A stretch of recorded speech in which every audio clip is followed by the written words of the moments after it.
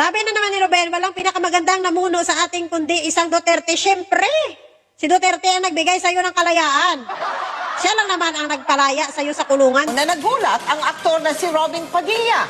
Nabigyan siya ng absolute pardon ni Pangulong Duterte. Ang kauna-unahan sa Duterte administration. At dahil sa absolute pardon, naibalik ang lahat ng mga karapatan ni Padilla. Diba? Kaya talagang maganda talaga ang iyong kanyang pamumuno. Kasi ang mga katulad ng mga kriminal, binigyan niya ng kalayaan.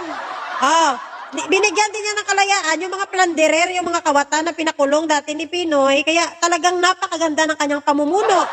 Maganda din yung pamumuno niya kasi yung mga nakakulong na Chinese drug lord, talagang pinalaya pa niya. Di ba ang galing? Talagang napakaganda ng ginawa niya. Nakakalungkot lang isipin kasi yung mga mahihirap at ultimo ang namatay. Pero yung drug lord, buhay na buhay. O, di ba napakagaling? Napakagaling din ng panahon niya kasi syempre may mga pogo tayo. Trabaho.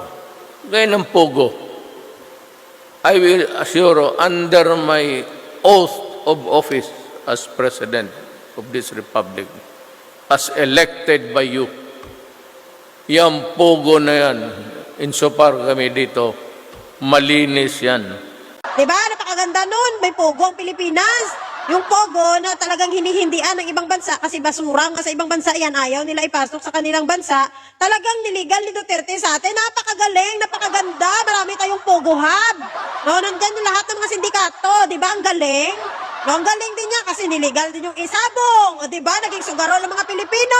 Kailangan ng pera sa isabong. I make it public now. It's 640 million a month. In a year's time, it's billion plus. Kaya nga nagkaroon ng mga missing sa Bungiro nung kasagsagan ng panahon ni Duterte. Sabong pabor. Kaya napakaganda talaga ng ginawa niya sa Pilipinas. Napakaganda. Walang katulad. Walang katulad siya at napakaganda ng ginawa niya. Napakaganda din ng ginawa niya kasi ang West Philippine Sea, yung West Philippine Sea natin, talagang ibibigay niya lang yun sa China. Napakagandang plano yun. Imagine mo yung soberanya ng Pilipinas, ipamigay mo sa ibang bansa. Di ba napakaganda nun? Ang galing talaga. At napakaganda din ang ginawa niya na pinagpaplanuhan niya na sana maging province of China na lang ang Pilipinas. Di ba napakaganda nun? Magiging China ang Pilipinas, ayaw nyo ba nun? Napakagandang plano nun. Di ba? Napakaganda. Napakaganda ng ginawa niya kasi nagmumura siya yagaya, wala siya pakundangan magmura. Proud na proud siya, nga gipinggir niya katulong niya. Napakaganda na, napakagandang ehemplo.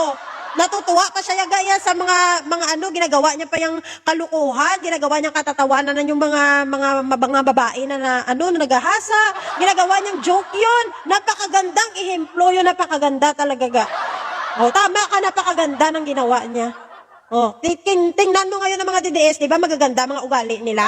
Napakaubod ng ganda ang ugali ng mga DDS kasi namana nila yan sa tatay nila. So, grabe, napakaganda talaga. Beautiful.